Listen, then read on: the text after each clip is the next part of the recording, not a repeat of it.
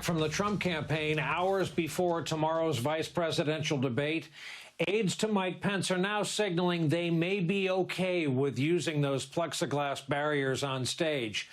But with 18 people now testing positive, all 18 connected in some form or fashion to the Trump White House, the better question might be, can we enclose the White House in a plexiglass shield to protect the rest of the nation? Remaining with us, Jason Johnson, David Plouffe. So, David, why go through the motion if you're the Pence campaign of pushing back against this? Mike Pence works for a guy who's positive, contagious, and under treatment at the White House, when what the Democrats are asking for is no more COVID protection than you'll see at your local Arby's.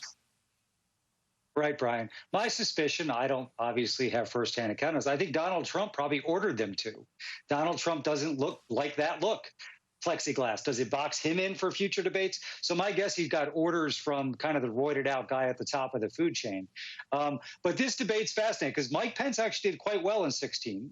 Probably a forgettable date, as a lot of vice presidential debates are, quite well. And I doubt he's going to come out like a rabid dog for 90 minutes verbally assaulting Kamala Harris. So that distinction between what Trump and Pence did, he may get graded by pundits as doing better. But the question really in this debate, Brian, is do any voters behave differently after the debate than before debate? That's always the question in debate. Jason and I will spend time with you tomorrow night. It'll be lovely conversation, important conversation. But what do the voters think?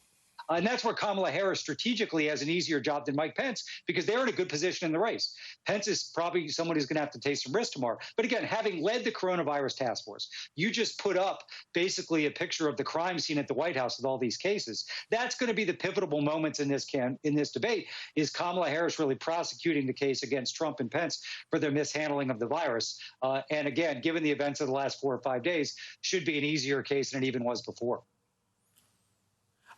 Jason, it does occur to me it takes away that combination certitude and piety that the vice president often uses when discussing the administration's valiant fight against coronavirus when your boss is confined to quarters, contagious, and testing positive back at the White House.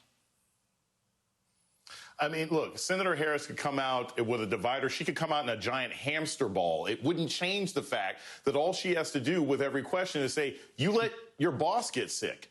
The president of the United States is sick because of you. You're supposed to be the czar. Even though Donald Trump didn't necessarily cast the best picture and mock people for fighting coronavirus, the actual responsibility, the bag is in the hand of Mike Pence. So he will have to answer for these questions. And his inability to do so as this virus continues to spread, as people in the Capitol, as people at their fundraising restaurant that they were at are having to quarantine and lose jobs and lose money, he's going to be on defense the whole night. This will be the easiest prosecution Senator Harris has probably had since her second year of law school.